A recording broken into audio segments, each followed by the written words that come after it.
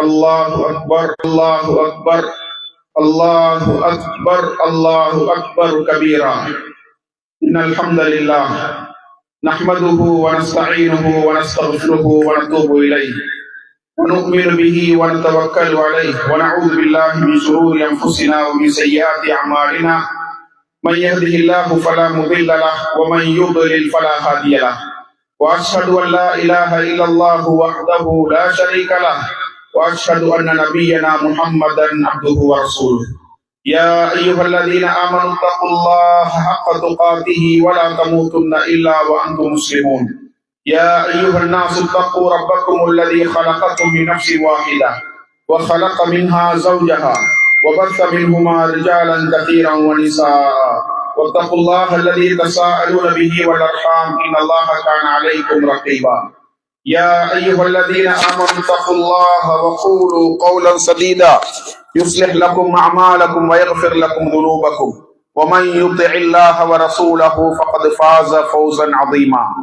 فإن أصدق الحديث كتاب الله وخير الهدي هدي محمد صلى الله عليه وسلم وشر الأمور محدثاتها وكل محدثة بدعة وكل بدعة ضلالة وكل ضلالة في النار. أما بعد. அன்புள்ள இஸ்லாமிய சகோதர சகோதரிகளே, அல்லாஹ்வுடைய மிக பெரும் அருளால் நாம் புனிதமான ஹஜ் பெருநாளை அடையக்கூடிய சந்தர்ப்பத்தை அவன் நமக்கு அளித்திருக்கின்றான். இஸ்லாத்திலே நாம் கொண்டாடி மகிழ்வதற்கு 2 திருநாட்களை அல்லாஹு தஆலா வழங்கி இருக்கின்றான். அந்த 2 நாட்களும் 2 மிக பிரதானமான இபாதத்துக்களின் பின்னணியில் வருவதை நாங்கள் பார்க்க முடியும். ரமலான் நோன்புக்கு பின்னால் நோன்பு பெருநாளை எங்களுக்கு அளித்திருக்கக்கூடிய இஸ்லாமிய வருடாந்த சர்வதேச மாநாடாக கருதப்படுகின்ற ஹஜ் வணக்கத்தை தொடர்ந்து அந்த வணக்கத்தை நிறைவேற்றியவர்கள் அந்த வணக்கத்தை நிறைவேற்றிய சந்தோஷத்தை கொண்டாட வேண்டும் என்பதற்காக வேண்டியும், அந்த சந்தோஷத்தில் அந்த வணக்கத்தை நிறைவேற்றாதவர்களும் பங்கு கொள்ள வேண்டும் என்பதற்காக வேண்டியும் ஹஜ் பெருநாளை இஸ்லாம் எங்களுக்கு வழங்கி இருக்கின்றது. எனவே இந்த 2 திருநாட்களும் தான் முஸ்லிம்களுக்கான பெருநாட்கள் என்பதை நாங்கள் புரிந்து கொள்ள வேண்டும். குறிப்பாக ஹஜ் பெருநாளை பொறுத்தவரைக்கும் அன்புள்ள சகோதர சகோதரிகளே, இந்த உலகத்தில் தன்னுடைய தந்தையை எதிர்த்து, குடும்பத்தை எதிர்த்து, ஊர் மக்களை எதிர்த்து, சமூகத்தை எதிர்த்து எதிர்நீச்சல் அடித்து ஒரு தனி மனிதனாக ஒரு சமூக புரட்சி செய்து ஏகத்துவத்தை இந்த உலகத்தில் நிலைநாட்டிய ஏகத்துவத்தின் தந்தை, நபிமார்களின் தந்தை நபி இப்ராஹிம் அலைஹிஸ்ஸலாம் அவர்களுடைய தியாக வரலாற்றை நினைவூட்டக்கூடிய ஒரு நாளாக இந்த ஹஜ் பெருநாளை நாங்கள் பார்க்க முடியும். அன்புள்ள சகோதரர்களே, பொதுவாக இஸ்லாத்தை கடைபிடிக்கக்கூடிய நாங்கள் தியாகம் செய்ய வேண்டும், இஸ்லாத்திற்காக எங்களை அர்ப்பணிக்க வேண்டும், எங்களுடைய நேரத்தை நாம் செலவு செய்ய வேண்டும், எமது பொருளாதாரத்தை நாம் செலவு செய்ய வேண்டும், இந்த மார்க்கத்திற்கு நாம் தியாகம் செய்ய வேண்டும் என்ற அடிப்படையை எங்களுக்கு அறிவுறுத்திய இஸ்லாம் நபி இப்ராஹிம் அலைஹிஸ்ஸலாம் அவருடைய வாழ்க்கை வரலாற்றை மிகப்பெரிய முன்னுதாரணமாக எங்களுக்கு காட்சிப்படுத்துகின்றது. நபி இப்ராஹிம் அலைஹிஸ்ஸலாம் அவர்கள் இந்த உலகத்தில் பல்வேறுபட்ட சோதனைகளை சந்தித்தார்கள். தந்தையிடமிருந்து எதிர்ப்பை சந்தித்தார்கள், குடும்பத்தார் அவர்களை எதிர்த்தார்கள், ஊர் மக்கள் எதிர்த்தார்கள், அதே போன்று ஒட்டுமொத்த சமூகமும் எதிர்த்தார்கள். அந்த எதிர்ப்புகளுக்கு மத்தியில் ஏகத்துவத்தில் உறுதியாக நின்று ஏகத்துவ பிரச்சாரம் செய்து சமூக புரட்சி செய்த ஒரு தனி மனிதராக இருந்து ஒரு சமூக புரட்சி செய்த நபி இப்ராஹிம் அலைஹிஸ்ஸலாமுடைய வரலாறு இந்த ஹஜ்ஜின் பின்னணியில் ஹஜ் பெருநாள் தினத்தில் நினைவுபடுத்தப்படுகின்றது என்பதை நாங்கள் புரிந்து கொள்ள வேண்டும். பல்வேறுபட்ட சோதனைகளை சந்தித்தார்கள். அவர்களுக்கு அல்லாஹ் தஆலா ஆரம்பத்தில் குழந்தை பாக்கியத்தை கொடுக்கவில்லை. அவர்கள் அதற்காக ஏங்கி தவித்தார்கள். அல்லாஹ்விடத்தில் அதிகமாக பிரார்த்தனை செய்தார்கள். அல்லாஹ் தஆலா அதை அல் குர்ஆனிலே சொல்லி காட்டுகின்றான். சூரத்து ஸாஃபாத்திலே, ரப்பி ஹப்லி மினஸ் ஸாலிஹீன். நபி இப்ராஹிம் அலைஹிஸ்ஸலாம் அவர்கள் அல்லாஹ்விடத்திலே பிரார்த்தனை செய்தார்கள், என்னுடைய ரப்பே, எனக்கு நல்லவர்களில் சாலிஹானவர்களை எனக்கு நீ குழந்தையாக அன்பளிப்பாக தந்துவிடு என்று பிரார்த்தனை செய்த பொழுது ஃபபஷர்நாஹு பிகுலாமின் ஹலீம், சகிப்பு தன்மையுள்ள ஒரு குழந்தையை கொண்டு நாம் அவர்களுக்கு நன்மாராயம் கூறினோம். ஃபலம்மா பலக மஅஹு ஸஅய, தந்தையோடு சேர்ந்து அதாவது வேலைகளிலே ஈடுபடுவதற்கு அவர் ஆரம்பித்த பொழுது قال يا بني إني أرى في المنام أني أذبحك فانظر ماذا ترى. மகனை பார்த்து சொன்னார்கள் நபி இப்ராஹிம் அலைஹிஸ்ஸலாம் அவர்கள், என்னுடைய அருமை மகனை, உன்னை நான் கனவில் அறுத்து பலியிடுவதை கண்டேன், உன்னுடைய கருத்தை நீ சொல்லு என்று கேட்ட பொழுது அந்த வாலிபன், அந்த சிறுவன் தந்தையை பார்த்து قال يا أبتي افعل ما تؤمر ستجدني إن شاء الله من الصابرين. என்னுடைய தந்தையே, உங்களுக்கு ஏவப்பட்டதை நீங்கள் செய்யுங்கள், என்னை பொறுமையாளர்களில் ஒருவராக நீங்கள் காண்பீர்கள் என்று சொன்ன பொழுது ஃபலம்மா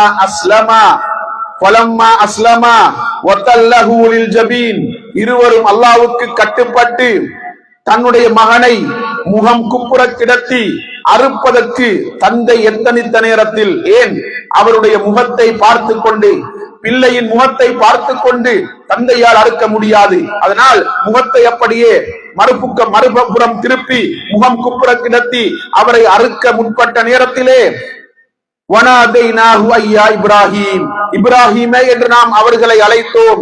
கது சத்தக்த ருயா இன்னா கதாலிக நஜ்ஸில் முஹ்ஸினீன், நீங்கள் கனவை உண்மைப்படுத்தி விட்டீர்கள், நல்லவர்களுக்கு நாம் இப்படித்தான் கூலி வழங்குவோம் என்று அல்லாஹ் தஆலா சொல்கின்றான். இன்ன ஹாதா லஹுவல் பலாஉல் முபீன், நிச்சயமாக இது ஒரு மிக பெரும் சோதனையாகும். வஃபதைனாஹு பிதுபின் அதீம், ஒரு மகத்தான பிராணியை அந்த பிள்ளைக்கு பகரமாக நாங்கள் கொடுத்தோம். வதரக்னா அலைஹி ஃபில் ஆகிரீன், பின்னால் வரக்கூடியவர்களுக்கு இந்த வரலாறை ஒரு நினைவூட்டக்கூடிய விடயமாக நாங்கள் ஆக்கினோம்.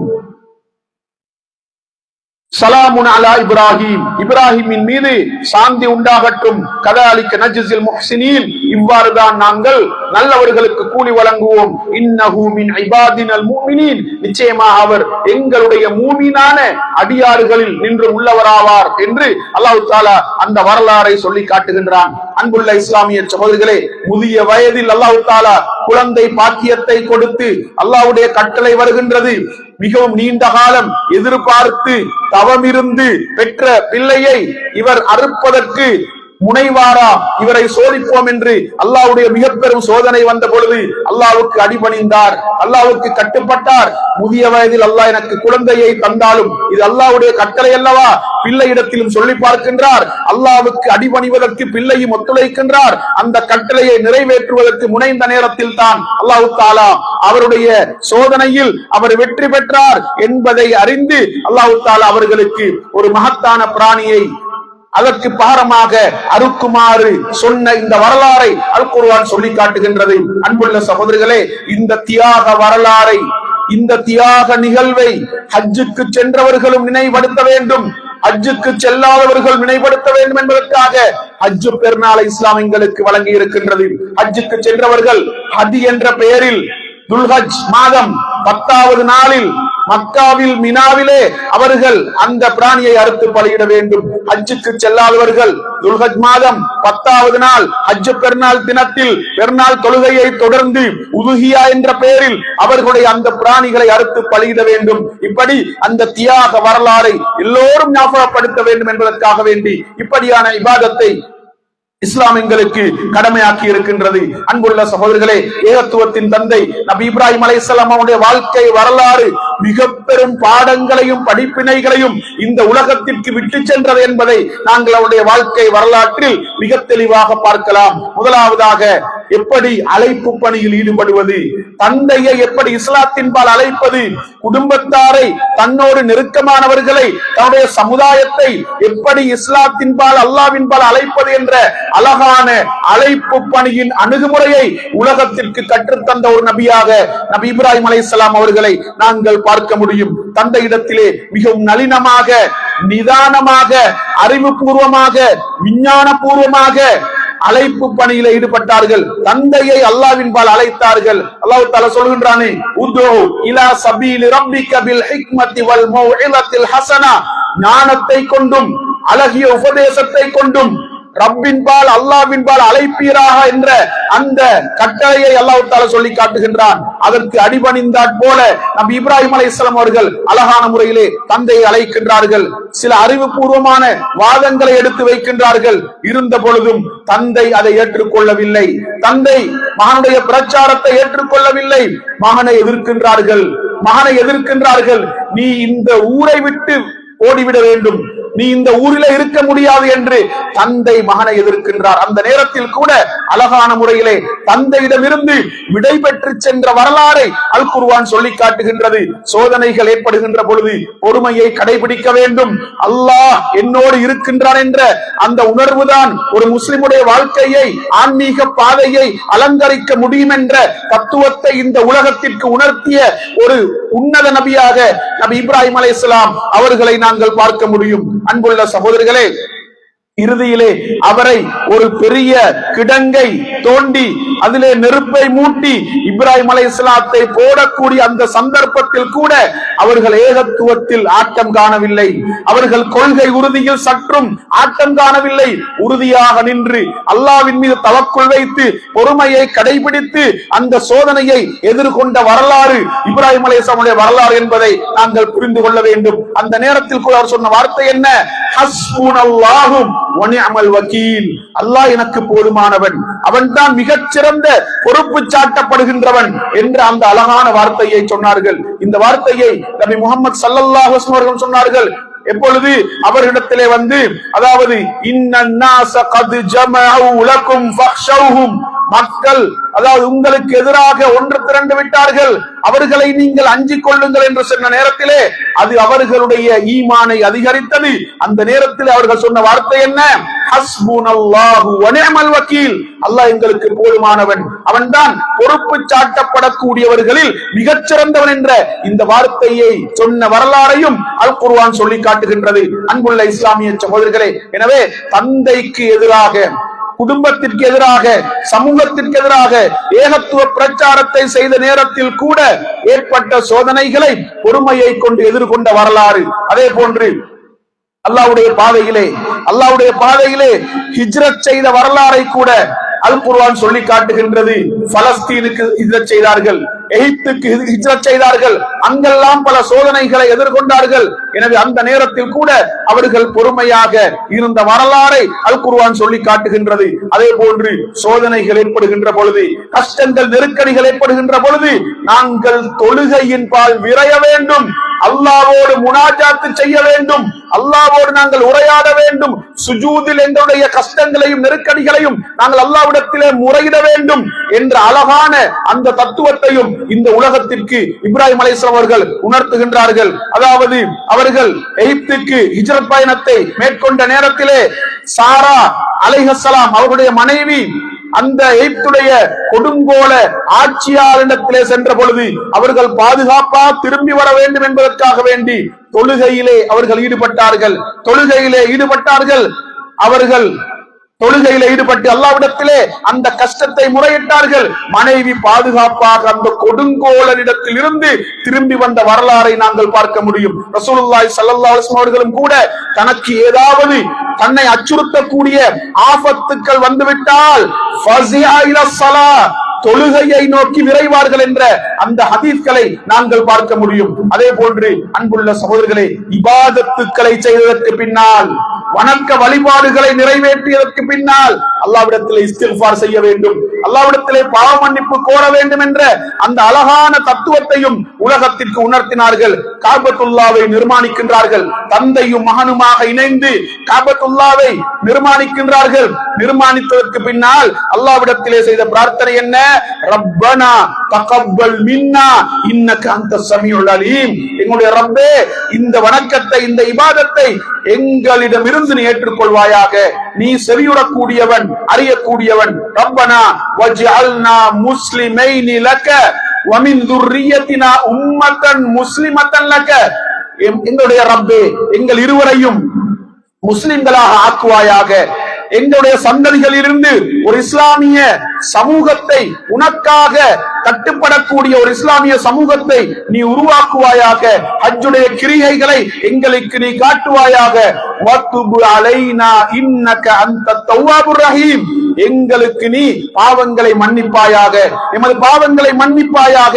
நீ பாவங்களை மன்னித்து இரக்கம் காட்டக்கூடியவன் என்ற அந்த வார்த்தையை சொல்கின்றார்கள். அன்புள்ள சகோதரர்களே, நாங்கள் இபாதத்துக்களை செய்துவிட்டால் பெருமை அடிக்க கூடாது. நாங்கள் அதை மற்றவர்களுக்கு சொல்லி காட்டி திருப்தி அடைய கூடாது. அல்லாஹ்விடத்தில் இஸ்திக்ஃபார் செய்ய வேண்டும். செய்த வணக்கத்தை அல்லாஹ்விடத்திலே முன்னிறுத்தி அதை ஏற்றுக்கொள்ளுமாறு, அங்கீகரிக்குமாறு அல்லாஹ்விடத்திலே நாங்கள் கேட்க வேண்டும்.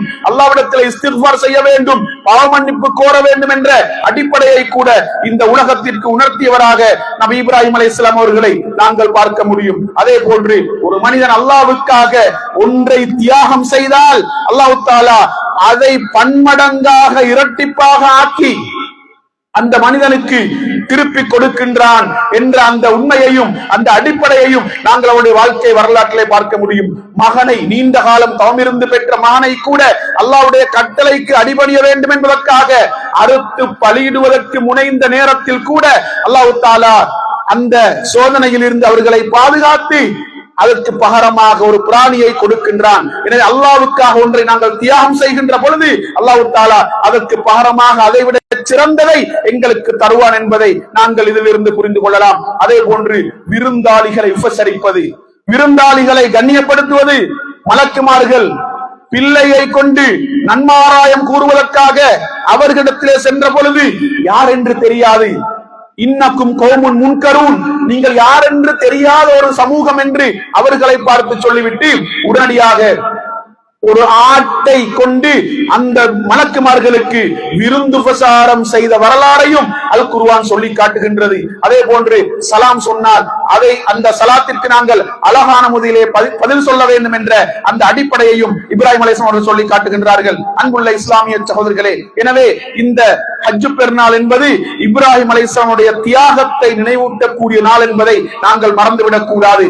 அந்த தியாகத்தில் நாம் எல்லாம் பங்கெடுக்க வேண்டும் என்பதற்காக வேண்டி ஹஜ்ஜுக்கு சென்றவர்களும் செல்லாதவர்களும் பிராணிகளை அறுத்து பலியிட வேண்டும் என்ற ஒரு முக்கியமான இபாதத்தை இஸ்லாம் எங்களுக்கு கடமையாக்கி இருக்கின்றது.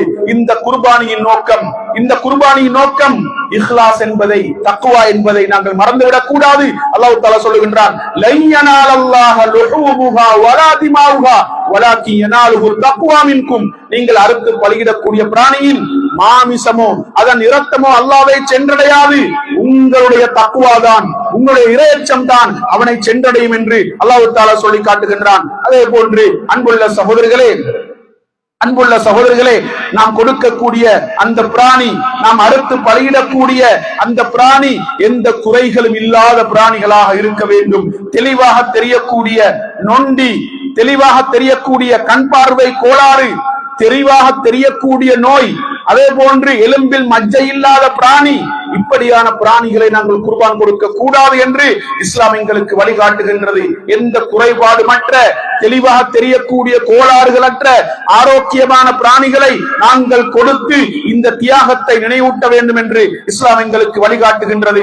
அதே போன்று பெண் பிராணிகளை நாங்கள் கொடுக்கலாமா என்று பார்த்தால் தாராளமாக கொடுக்கலாம். அல் குர்ஆன் எங்களுக்கு அதற்கான வழிகாட்டலை வழங்கி இருப்பதை நாங்கள் பார்க்க முடியும். அதே போன்று பிராணியின் வயதை பொறுத்த வரைக்கும் ஆடு என்று வரக்கூடிய நேரத்தில் செம்பரி ஆடாக இருந்தால் 6 மாதம் பூர்த்தியாக இருக்க வேண்டும். வெள்ளாடாக இருந்தால் 1 வருடம் பூர்த்தியாக இருக்க வேண்டும். மாடாக இருந்தால் 2 வருடங்கள் பூர்த்தியாக இருக்க வேண்டும். ஒட்டகம் 5 வருடம் பூர்த்தியாக இருக்க வேண்டும். இப்படி அந்த வருடத்தை வைத்து பார்க்கின்ற பொழுது இப்படியான வயதெல்லைகளை அடைந்த பிராணிகளைத்தான் நாங்கள் குர்பான் கொடுக்க வேண்டும் என்ற விடயத்திலே கவனம் செலுத்த வேண்டும். அதே போன்று கூட்டு குர்பான்களை கூட இஸ்லாம் எங்களுக்கு, அதாவது அதற்கு கூட இஸ்லாம் வழிகாட்டி இருப்பதை நாங்கள் பார்க்க முடியும். ஒரு ஆடு என்று வரக்கூடிய நேரத்திலே ஒருவர் ஒரு ஆட்டை அறுத்து பலியிட வேண்டும். ஒரு மாட்டில் 7 பேர் வரைக்கும் பங்கெடுக்கலாம். ஒரு ஒட்டகத்தில் 7 பேர் அல்லது 10 பேர் வரைக்கும் பங்கெடுக்கலாம் என்று இஸ்லாம் வழிகாட்டுகின்றது. அதைவிட குறைவானவர்கள் பங்கெடுக்கலாமா என்றால் தாராளமாக பங்கெடுக்க முடியும் என்பதை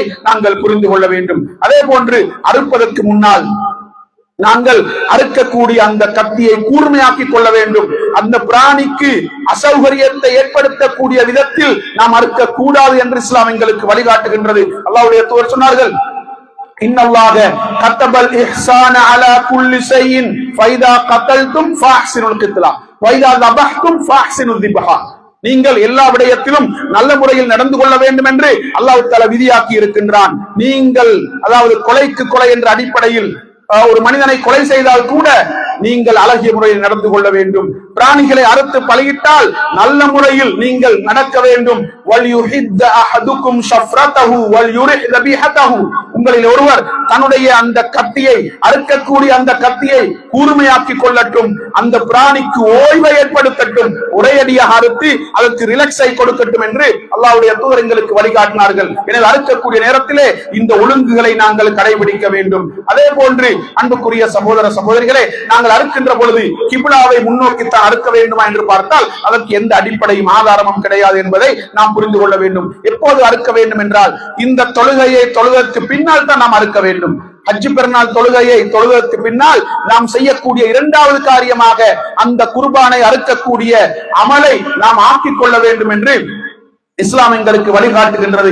அதை நாங்கள் காலம் தாழ்த்தியும் அடுத்த நாள் ஐயாமு தஸ்ரீக் முடிவடைகின்ற வரைக்கும் அறுக்கலாம் என்று இஸ்லாம் சொன்னாலும் மிகச்சிறந்த நேரம் பெருநாள் தினத்திலே தொழுகையை முடித்ததற்கு பின்னால், பெருநாள் தொழுகைக்கு பின்னால் நாம் செய்யக்கூடிய இரண்டாவது காரியமாக அதை அமைத்துக் கொள்வது மிகச்சிறந்தது என்பதை நாங்கள் புரிந்து கொள்ள வேண்டும். அதே போன்று அறுக்கின்ற பொழுது ஏதாவது ஒரு வார்த்தையை சொல்வதற்கு இஸ்லாம் வழிகாட்டுகின்றதா என்று பார்த்தால் அல்லாஹ்வுடைய தூதர் ஸல்லல்லாஹு அலைஹி வஸல்லம் அவர்கள் பிஸ்மில்லாஹி வல்லாஹு அக்பர் என்று சொல்லி அறுக்கக்கூடியவர்களாக இருந்தார்கள். அறுக்கக்கூடியவர்கள் அவர்களே அதை அறுக்க முடியுமா இருந்தால், கொடுக்கக்கூடியவர்களே அறுக்க முடியுமா இருந்தால் அதுதான் மிகச்சிறந்த. ரசூலுல்லாஹி ஸல்லல்லாஹு அலைஹி வஸல்லம் அவர்கள் தன்னுடைய 2 ஆடுகளை தன்னுடைய கரத்தால் அறுத்ததாக ஹதீஸ்களில் நாங்கள் பார்க்க முடியும். அதே போன்று பெண்கள் அறுக்கலாமா என்று பார்த்தால் தாராளமாக அறுக்கலாம். அல்லாஹ்வுடைய தூதரின் காலத்திலே ஒரு பெண்மணி அறுத்ததை கூட அல்லாஹ்வுடைய தூதர் ஸல்லல்லாஹு அலைஹி வஸல்லம் அவர்கள் அங்கீகரித்த வரலாற்றை நாங்கள் பார்க்க முடியும். அதே போன்று அதை நாங்கள் பங்கு வைக்கின்ற நேரத்திலே இன்றைக்கு சொல்வார்கள் 3ஆக பிரிக்க வேண்டும், ஒரு பகுதி தனக்கு, 2வது பகுதி குடும்பத்திற்கு, 3வது பகுதி ஏழைகளுக்கு என்று.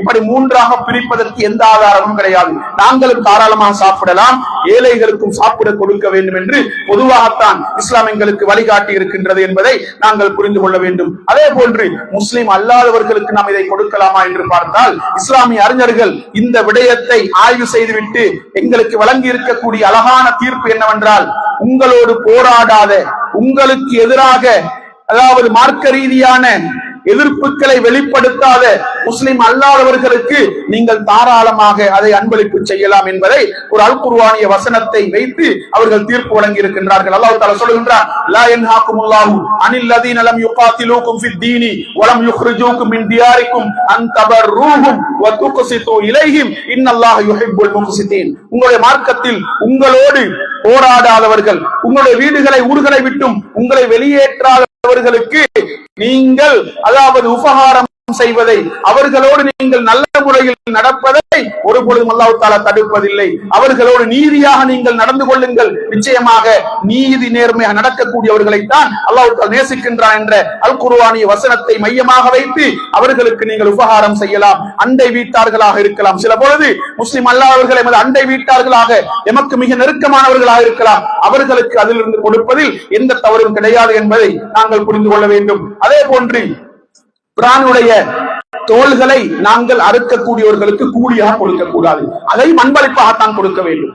பிரானுடைய தோலை கூட அன்பளிப்பாகத்தான் கொடுக்க வேண்டும். அதில் எந்த பகுதியையும் நாங்கள் பணத்திற்கு கொடுக்க கூடாது, முழுமையாக அதை நாங்கள் அன்பளிப்பாகத்தான் கொடுக்க வேண்டும் என்று இஸ்லாம் எங்களுக்கு வழிகாட்டுகின்றது. அதே போன்று அன்புள்ள சகோதரிகளே, நாம் அறுப்பதற்கு பின்னால் அதனுடைய கழிவுகளை சரியாக முகாமைத்துவம் செய்ய வேண்டும். கண்ட இடங்களில் கழிவுகளை போடக்கூடாது. குறிப்பாக இந்த வருடம் ஒரு பொறுப்பான நேரத்திலே நாங்கள் இந்த வணக்கத்தை நிறைவேற்றுவதற்கு அனுமதிக்கப்பட்டிருக்கின்றோம். ஒரு பொறுப்பான நேரம். எனவே இந்த நேரத்திலே நாங்கள் கழிவுகளை முறையாக முகாமைத்துவம் செய்ய வேண்டும். அதனுடைய கழிவுகளை கண்ட இடங்களில் எல்லாம், பாதைகளில் எல்லாம், ஒரு இடங்களில் எல்லாம் போட்டு முஸ்லிம் அல்லாதவருடைய உணர்வுகளை புண்படுத்துகின்ற விதத்தில் நடந்து கொள்ளக் கூடாது என்ற விடயத்தில் நாங்கள் கவனம் செலுத்த வேண்டும். அன்புள்ள இஸ்லாமிய சகோதரர்களே, எனவே நாங்கள் குர்பானியை அறுத்து பலியிடுவது என்பது இந்த நாளில், பெருநாள் தினத்தில் நாம் செய்யக்கூடிய இரண்டாவது காரியமாக இருக்க வேண்டும் என்று இஸ்லாம் எங்களுக்கு வழிகாட்டுகின்றது. பொதுவாக பெருநாள் தினங்களை பொறுத்தவரைக்கும் நாங்கள் உண்டு மகிழக்கூடிய தினம்.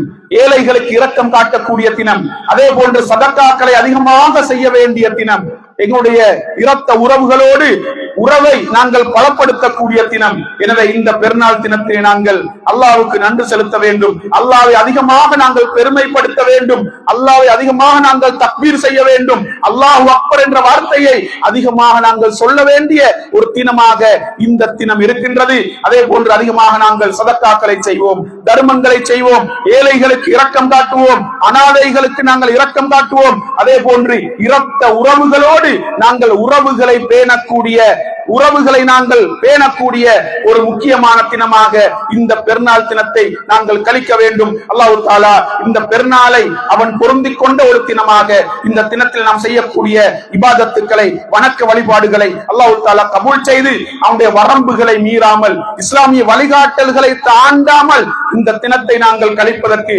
அல்லாஹ் தஆலா நம் அனைவருக்கும் தௌஃபீக் செய்வானாக. ஹாதா மா இன்தி வல் இல்மு இன்தல்லாஹ் வ அகூலு கௌலி ஹாதா வ அஸ்தக்ஃபிருல்லாஹ் லி வ லக்கும் வ ஆகிரு தஅவானா அல்ஹம்துலில்லாஹி ரப்பில் ஆலமீன்.